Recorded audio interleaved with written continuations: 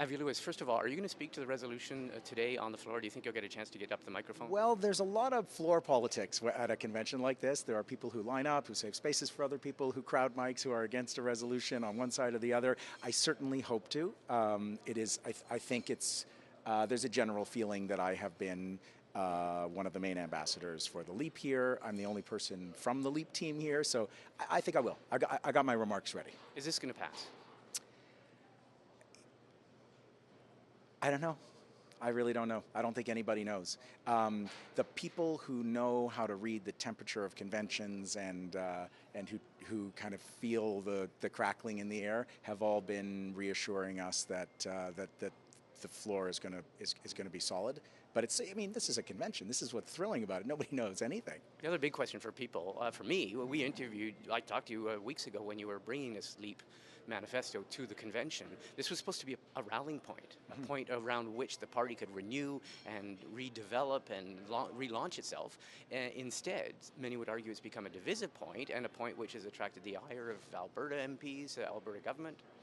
Look, we all knew that this issue of no new fossil fuel infrastructure in the Leap Manifesto was not going to be an easy thing to bring to Edmonton.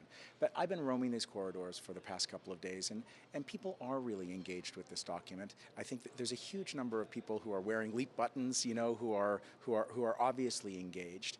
But we knew that it was going to be controversial. Let's talk about the politics of it for a second. The Alberta government is bringing down its budget next week. It's being hammered by the right endlessly in this province, and this is the strongest right wing in the province, including the most right wing media in the province, that it's not standing up for the oil industry, it's not standing up for oil and gas.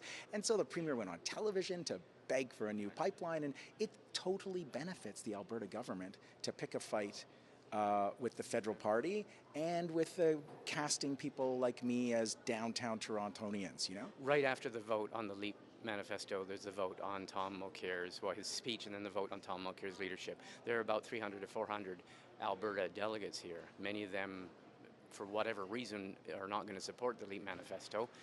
Many of them might be angry about that development. Could this also rebound on Tom Mulcair's leadership? And all those people that might have been favorable to him are now angry.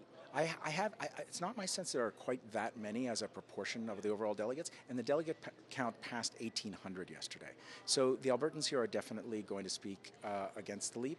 We've heard that the Alberta caucus is very disciplined about this, but I've talked to lots of Albertans here privately, and I've spent a lot of time in this province, and there's huge concern about the environmental impacts of the oil boom here. Albertans know it better than anybody because they live with it. Does it backfire on Tom Mulcair, though, and his chances? I don't think so. I really don't think so. I really think we've managed to keep, as much as the media has conflated all of this, we've managed to keep the Leap conversation separate from the question of leadership, and that means that the base will actually get to engage on the issues. Okay, Avi Lewis, thank you very much. We'll wish you luck, and we'll watch with great interest. Thanks for speaking with us. Pleasure, thank you.